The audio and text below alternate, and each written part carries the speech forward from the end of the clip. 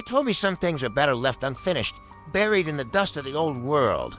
But curiosity is a persistent rot. It led me here, to this hollowed-out carcass of a studio, where the air tastes of vinegar and forgotten dreams.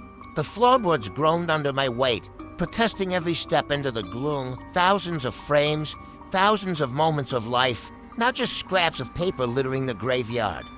I could feel the eyes of 1,000 drawn characters watching me from the shadows. Then I found it, tucked away like a shameful secret.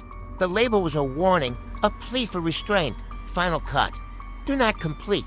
In my hands, the metal reel felt cold, heavy, pulsing with a rhythm that shouldn't exist in inanimate objects. The old projector coughed and roared. A mechanical beast awakened from a long sleep. The beam of light sliced through the darkness, hitting the screen with a violent flicker. At first, there was nothing, just a void, a white, blinding nothingness. And then the silhouette appeared, tall, thin, a shape that defied the logic of the frame. It didn't move like a drawing. It moved like a glitch in the mind. Every frame felt like a jagged edge cutting into the reality of the room. I watched, mesmerized, as the shadow's head snapped toward me with a sound like drywood breaking. It wasn't just film anymore. The projector was churning faster now, generating new images, weaving a story that hadn't been drawn yet.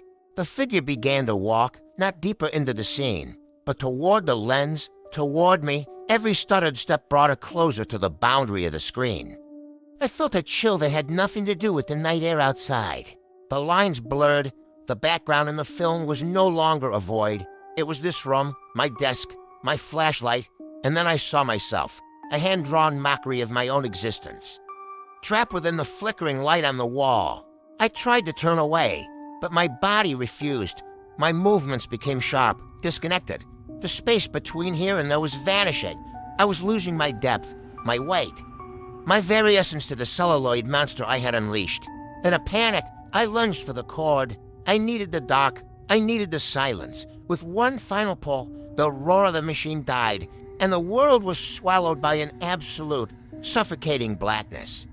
But the silence was wrong. It was the sound of paper, wet, heavy paper folding over itself in the corner of the room. It didn't belong in the physical world. It was the sound of a frame being torn from the reel. The shadow figure wasn't on the screen anymore. The walls began to flatten, the ceiling, the floor, the very air had all lost its dimension. I reached out for something solid, but my fingers were only ink on a page. I was being pulled into the white void, a final frame in a story that never ends. Now I am the animation. I am the flicker in the light. I reach out, hoping someone will see. Someone will finish the cut. But the shadow is always behind me, waiting for the reel to spin one last time, forever trapped in the final frame.